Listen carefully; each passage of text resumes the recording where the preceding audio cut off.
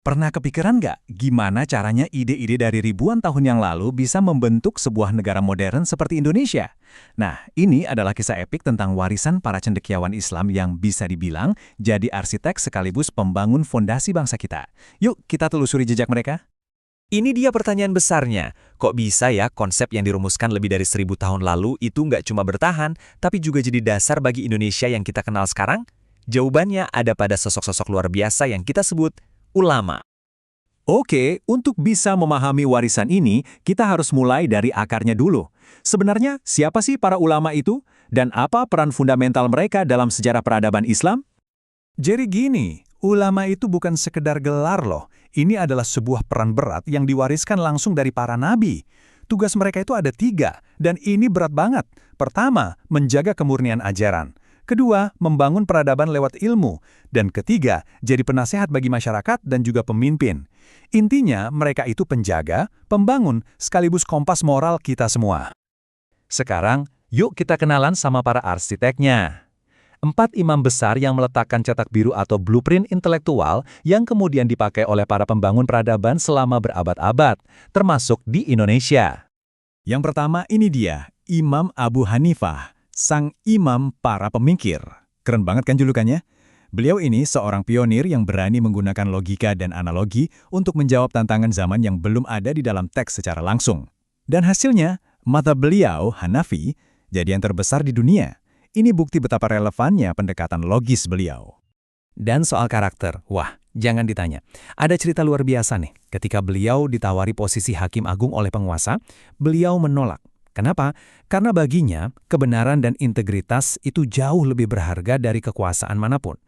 Beliau bahkan lebih memilih di penjara daripada harus mengorbankan prinsipnya. Ini pelajaran abadi tentang integritas. Selanjutnya, ada Imam Malik, sang penjaga tradisi. Nah, kalau Imam Abu Hanifah tadi melihat ke depan dengan logikanya, Imam Malik justru melihat ke masa lalu untuk menjaga kemurnian. Karyanya, Al-Muwatta, itu salah satu kitab paling awal yang mengumpulkan hadis dan hukum. Beliau berpegang teguh pada praktik penduduk Madinah, kotanya Nabi, sebagai sumber hukum yang paling otentik.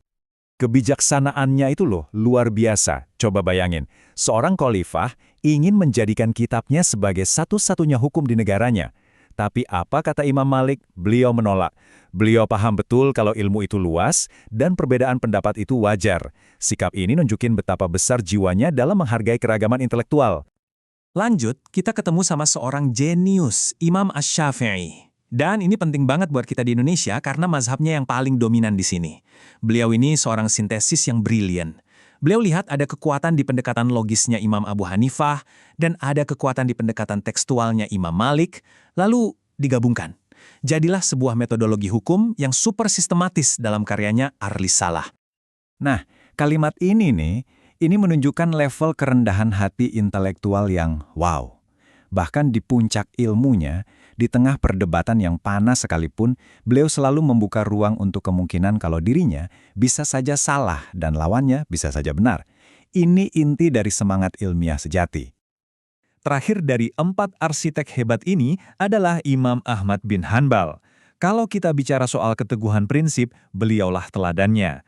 Beliau dikenal sangat gigih dalam memegang teguh Al-Quran dan hadis.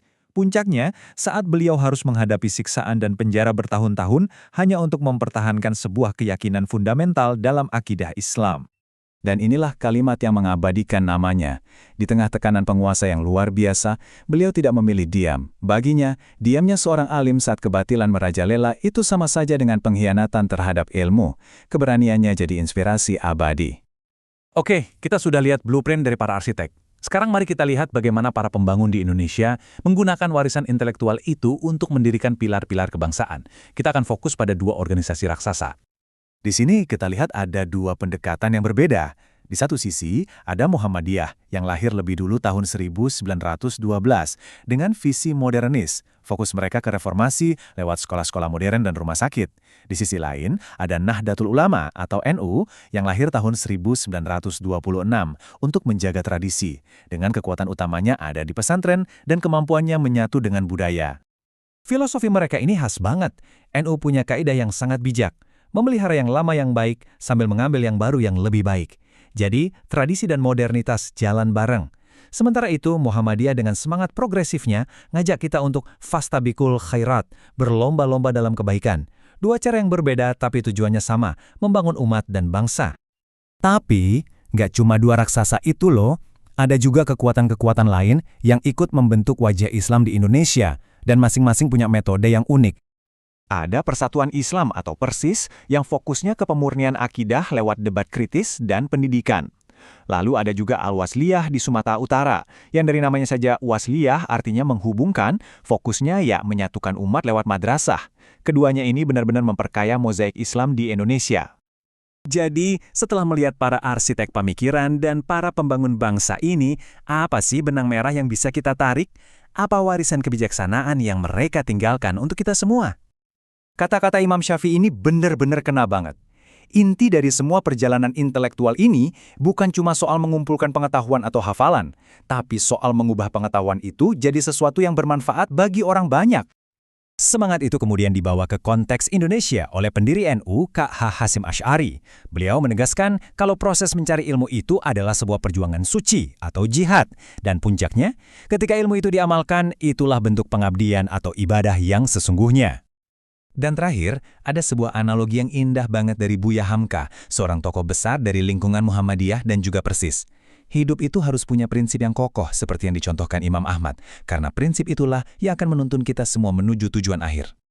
Nah, kita kembali ke titik awal. Dari para arsitek agung sampai para pembangun bangsa, mereka sudah mewariskan kita cetak biru dan fondasi yang super kokoh. Pertanyaannya sekarang beralih ke kita. Jika ilmu sejati adalah ilmu yang bermanfaat, maka apa yang akan kita bangun dengan ilmu yang kita miliki hari ini?